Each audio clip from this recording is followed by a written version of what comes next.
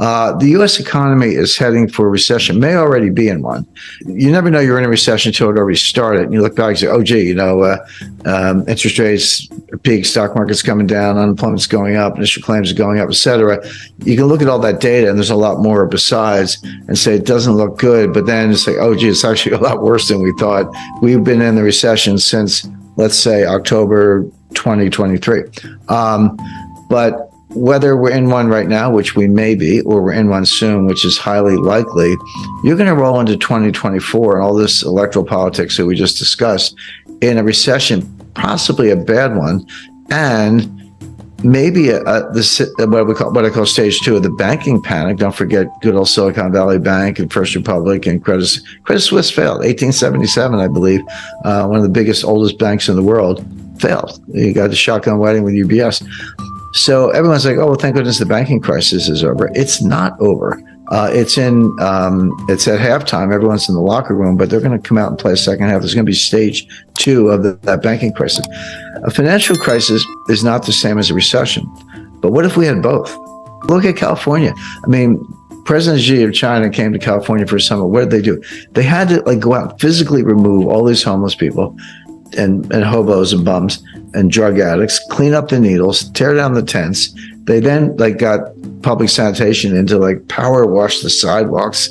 I don't want to tell you what was on the sidewalks, using chemical solvents, etc., and cleaned it up. Only a certain area, by the way, kind of around where the summit was. Then they put up a wall. All these people hate walls. Well, they put up a wall, a security perimeter around where the summit was, so these homeless people couldn't get in there. Well, that's how bad it was that they had to do that. Now that she's gone, they're going to take the wall down and it'll be back the way it was. It's an open sewer. So is that, and LA is not much better. They've mandated electric vehicles, which don't work. I mean, they physically go down the road, but they don't solve any environmental problems. There really aren't any with CO2. They're pushing these things nationwide, destroying their economy. So it's just the guy you want as president. So I would say if he wins, that's not my forecast, but if he does, get ready for the whole country to look like California, which is a pretty scary thought. Yeah, I think Trump had a lot of failures. He talks a good game, but he's from Queens, so he's kind of a blowhard. I mean, Trump said, we're going to build a wall. Well, the wall is estimated about 1,800 miles from kind of Brownsville, Texas to San Diego, pick your spots, but about 1,800 miles. Trump built 50 miles, 50, of new wall and refurbished about 200 miles of existing wall where he made it better. So where I come from, if your goal is 1,800 miles and you did 250 miles, you failed. Now he'll blame Nancy Pelosi and all that, but you think if Nancy Pelosi were president, she would have let anybody stand in her way? I mean, Trump doesn't have the cojones to actually do so. He talks a good game. I agree. If he gave me 10 Trump policies, I would probably agree with 9 of them, maybe all 10. My problem with Trump is that he doesn't actually do anything. And people say, Christopher Wray, head of the FBI goon squad, smashing down doors. It looks like a neo-fascist. I agree with that. Who appointed Christopher Wray? It was Donald Trump. The U.S. attorney in Delaware is giving Hunter Biden a sweetheart deal. Yeah, that's true. Who appointed that U.S. attorney? Donald Trump. In other words, Trump doesn't know anything about the appointments process. He doesn't really understand how his own government works.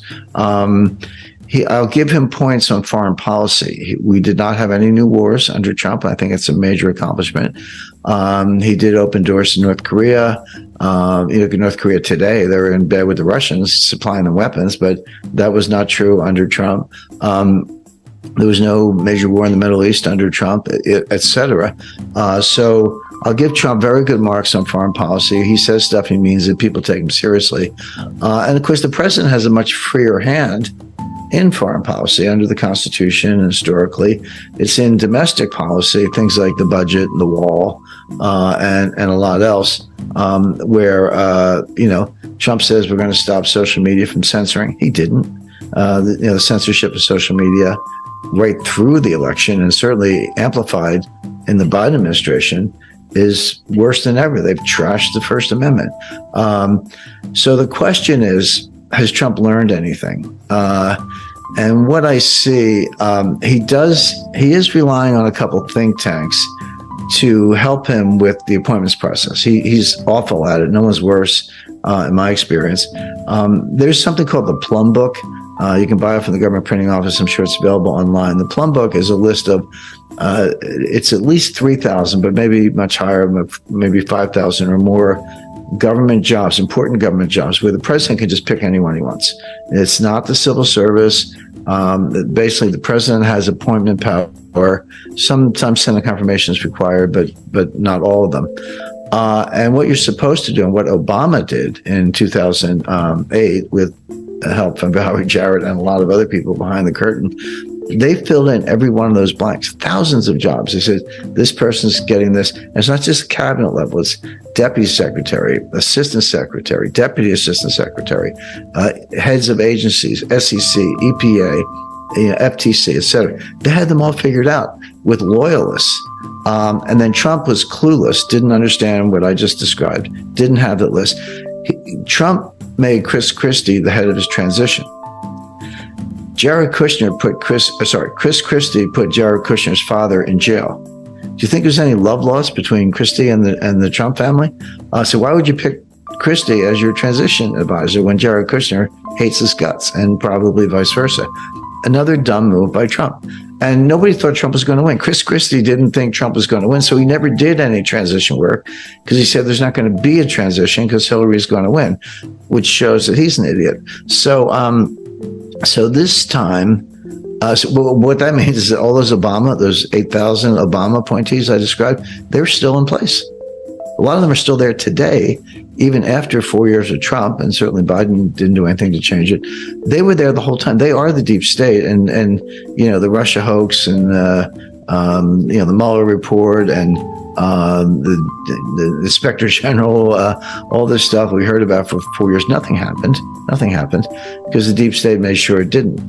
So Trump's to blame for all that. Now the question is, will he do better this time? My information is he has a couple think tanks that are working on this. They're filling in all the blanks. Trump can't do it, but they are. And if Trump goes with that, they're going to put in real loyalists, not just competent bureaucrats, but kind of hard shell conservative Republican Trump loyalists, who then will try to clean out the swamp. Trump did not do it the first time, but he might do it the second time. So if he keeps up his A game in foreign policy, and he improves his appointments process in domestic policy.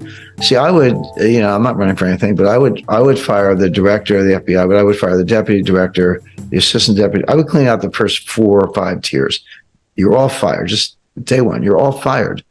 And, get some temps in there, or maybe bring the agency to a halt temporarily, and then get some good people in who are going to, uphold justice and apply justice equally and stop weaponizing the DOJ. Let's see.